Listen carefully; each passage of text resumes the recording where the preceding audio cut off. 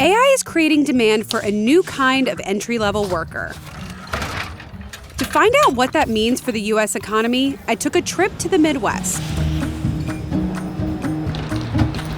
I just got to Ohio to report on a story as to why the AI revolution is bringing a labor mismatch to towns across America. You feel like a superhero up there. I'm proud to tell people what I do.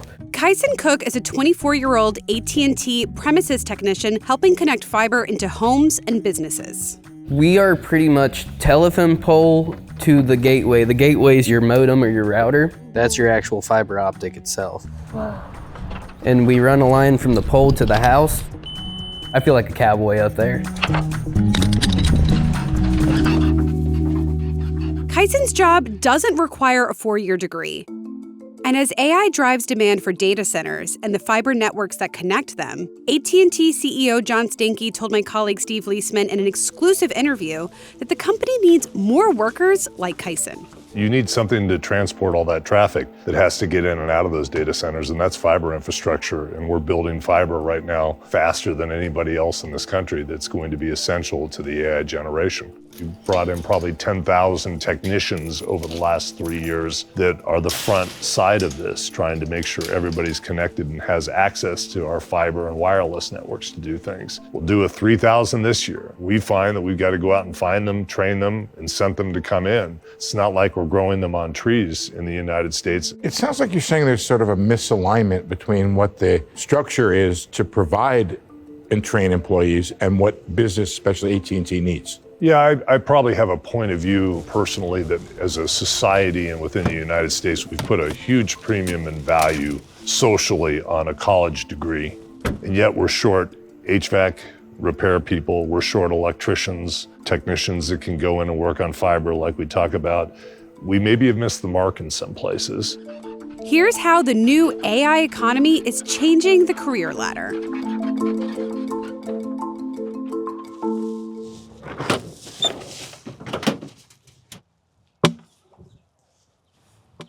It's about the extent of that. So when you got to college, what made you realize that it wasn't working out for you? Oh, I was miserable. Kyson graduated high school with a 3.89 GPA. College was pushed. That's the way to go. Oh, you're getting good grades, go to school. He immediately enrolled at Wright State University and planned to study either math or engineering. I wanted to work with my hands, but it was hard because I did get good grades, so it was expected to go to school. Once I started college, I was like, this is not for me. After about 3 semesters, he dropped out. I was in the same 4 walls every day, did not want to be there. I wanted more for myself. I was hungry to start life, and I felt like I was extremely stagnant. I was in accounting. I loved my professor, I really do. I mean, looking back, I feel bad, but there was a guy that was sitting behind me, and we had just finished a midterm in the other class, and we both were like miserable. I was like, you ready for accounting? He said, nope, I'm going to get lunch. And I had never, ever skipped class. And I said, you know what? I'm getting lunch with you. And I was like, my priority is not school. After Kyson left college, he worked a mix of odd jobs. Retail, coaching wrestling, laying solar panels, and he even rode bulls for a little while. I woke up one morning, said, I'm spending so many hours working and I'm not making enough, and I wanted a career. I wanted to be somewhere where I could move up in the company. AT&T was familiar to Kyson because his dad and grandfather worked there. But when he applied, he didn't tell his father. It's pride. Pride. I didn't want any strings pulled. I wanted my voice to speak for itself. I didn't want to be Jason's son or Cook's boy. I wanted to be Kyson. So when you were applying for this job, what kind of requirements? Did they need a college degree? No. You needed to graduate high school and have a driver's license. All of the training's in-house. AT&T says pay varies by location and experience, but entry-level roles can range from about $18 to $31 an hour, with supervisor salaries ranging from $77,000 to $154,000 a year. The company says it also offers bonuses, tuition assistance, paid time off, retirement benefits, and healthcare. After 1 year with AT&T, I was with my mom and dad, and I just saved everything I could. but it was the first time I was making like real money. So I definitely splurged a couple times, treat myself. But yeah, I was able to buy my first house within a year working here. Kyson's career didn't begin in an office. He got his start getting his hands dirty and working outside in the elements. But for many young people who followed the traditional college to office path, that first rung of the career ladder is getting harder to reach. The strongest evidence we have so far in the labor market data is that it's younger workers in the more exposed jobs that are likely experiencing the greatest disruption. Lee Tucker, a senior economist at the Census Bureau, looked at early career workers between the ages of 22 and 24. What I find is an immediate 9% drop in hires after ChatGPT was released. This is the cause of an explanation for a loss of about 150,000 early career jobs over the period that I'm able to observe after ChatGPT was released. It's really hard for us to say that every piece of this decline is specifically because of AI, but it does look like AI is a contributing factor. That uncertainty has policymakers watching the labor market closely. The White House recently told CNBC that AI isn't leading to mass job losses. There's no sign in the data that AI is costing anybody their job right now, but we are studying the future of AI and what it means for the workforce, so we've got a big task force on that. So far, AI hasn't shown up as a broad layoff shock in the headline jobs numbers. But hiring is a different story. When researchers zoom in on young workers in the most AI-exposed fields, they see signs that entry-level job opportunities are being impacted. We're still seeing plenty of jobs that require several years' experience. They're just not finding entry-level jobs. The way you make a senior employee is not through school. It's by doing the job alongside someone who knows more, and you learn by doing, and that's where the bulk of our skill comes from. By not hiring junior people, we're kind of snipping that career ladder off at the bottom. Even though these blue-collar jobs like Kyson's are in demand and can pay pretty well, employers are still having trouble filling them, and it's not just AT&T.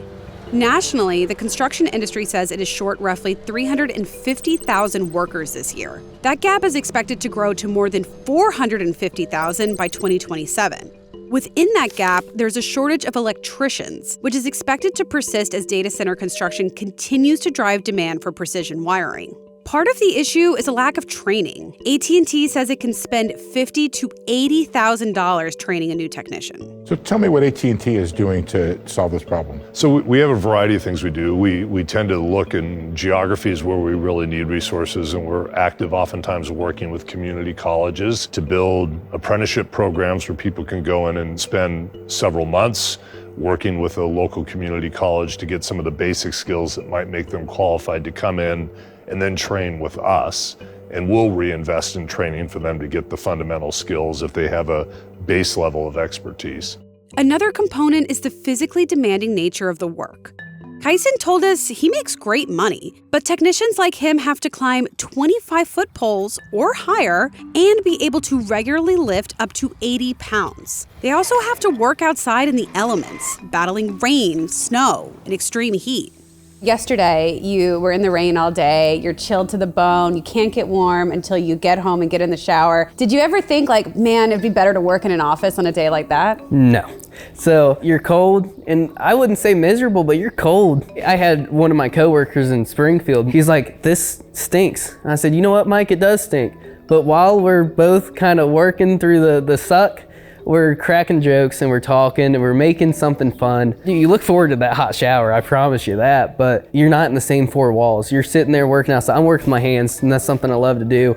Then there's the cultural issue companies are facing. For generations, a white-collar job has come with a certain status and a near guarantee of upward mobility. College has long been the default path to get there, but there's signs that might be starting to change. For decades, workers with more education have had lower unemployment on average, which can help make college feel like a safer path. But unemployment among recent college graduates ages 22 to 27 is rising and hit around 5.4% in late 2025, which is above the broader unemployment rate and the rate for all college graduates.